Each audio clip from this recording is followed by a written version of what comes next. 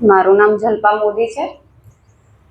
મને કોઈ પ્રોબ્લેમ હતી જ નહીં, પણ આમાં કાંતિભાઈ એવું કીધું કે મૌલિકને પ્રોબ્લેમ છે ને તો તારે જવું જ પડશે કે આમાં કમ્પલસરી કે કપલમાં જ જવું, શિબિરમાં જવું તો જ રિઝલ્ટ મળશે. કરવાનું બંનેની સહમતિથી જ થાય છે, એકનાથી કંઈ નથી થતું.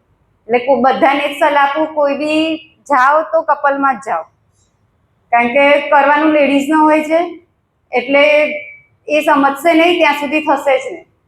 મને કંઈ એવી પ્રોબ્લેમ નથી, નોર્મલ મહિને થોટ ઇન્ફેક્શન, શરદી, તાવ આવું વારે ઘડી એઝિથ્રોમાઇસિન તો રેગ્યુલર મહિના 15 દિવસે લેતી જ હતી, પણ આમાં ગયા પછી એ મારી બંધ થઈ ગઈ. કે રેગ્યુલર હતું એ તો મહિને 2 વખતે જતી હોઉં, અને ઉપવાસ બિલકુલ નહોતા કર્યા, લાઈફમાં ક્યારે ઉપવાસ નહોતા કર્યા. ભૂખ્યું બિલકુલ ના રહેવાય. સવારે 8 વાગ્યા સુધી તો મેક્સિમમ, પછી ચા નાસ્તો કરવો જ પડે, ના કરો તો ઇરિટેશન આવી જાય, માથું ચડી જાય, એવું થાય. અને હવે આની અંદર એ મને વિશ્વાસ આવતો જ નહોતો, બધા ઉપવાસ કરવાથી આ ફાયદો થશે, આ બધું અંધશ્રદ્ધાથી રિલેટેડ આવે, પણ આમાં આવ્યા પછી ખબર પડી કે ઉપવાસ ખરેખર શું છે, એનાથી શું બેનિફિટ થાય છે એ આમાં ખબર પડી. અને અત્યારે હું નવરાત્રિના ઉપવાસ બી હું કરી શકું છું. ફ્રૂટ ઉપર 3 દિવસ ઉપવાસ શિબિર બી લીંબુના પાણી પર કરી શકું છું.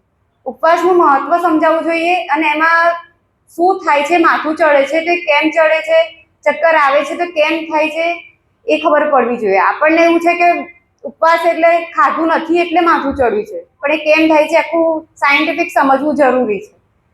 અને બીજું તો મારા બાબાને બી શું કહેવાય, પગ દુખતા હતા, એ બધી નાની પ્રોબ્લેમ હતી, કોન્સ્ટિપેશન હતું, એ બધું બી આમાં સોલ્વ થઈ ગયું. એ બી અત્યારે સમજે છે કે એને કંઈ બી થાય તો એ બી એને ખબર પડે કે ક્યારે મારે એનેમાં લેવાનું છે. 8 વર્ષનો જ છે એ બી સલાડ ખાય, જ્યુસ પીવે, બધું કરે છે.